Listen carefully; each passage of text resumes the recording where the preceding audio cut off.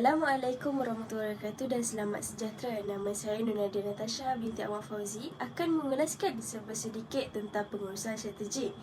Pengurusan strategi adalah proses perancangan, pelaksanaan dan penilaian keputusan yang diambil oleh organisasi untuk mencapai matlamat jangka panjang.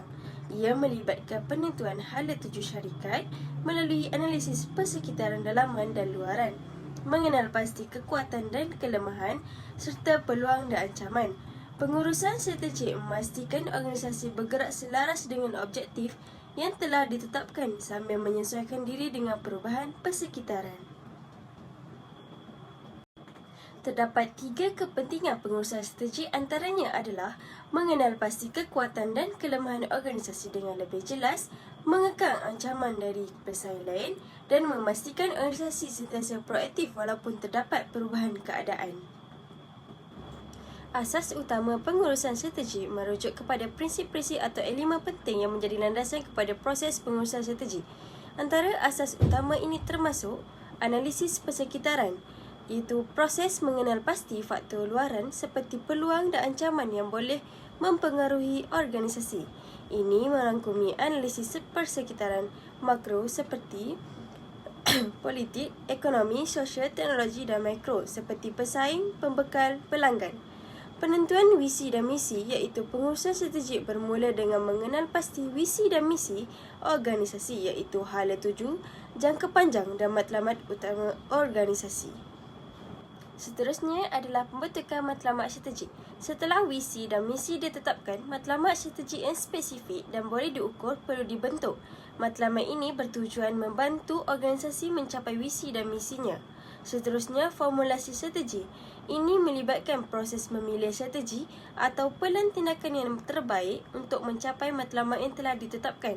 Strategi ini mungkin melibatkan inovasi produk, penetrasi pasaran atau pengembangan geografi.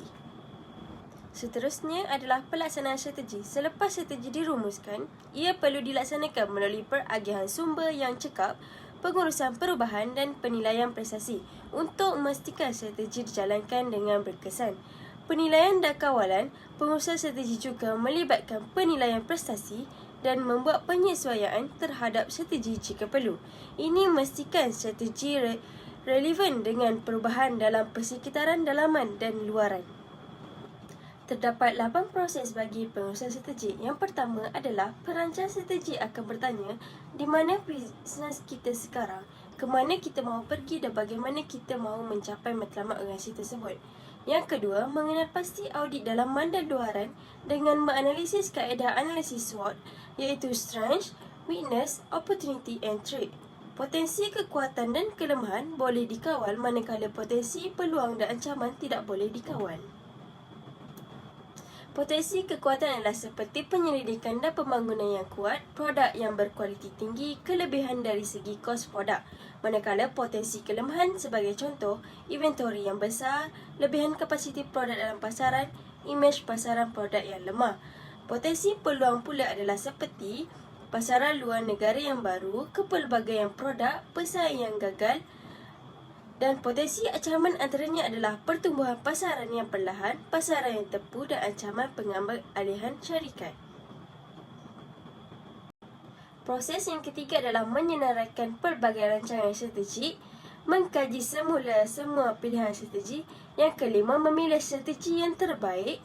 Yang keenam, menjadikan strategi yang terbaik sebagai matlamat bisnes. Ketujuh, melaksanakan strategi yang dipilih. Ke-8, menilai bagaimana perkembangan strategi ke atas bisnes. Sekiranya strategi yang dipilih berjaya, maka teruskan. Jika sebaliknya, rancang strategi yang baru dan jalankan sehingga berjaya.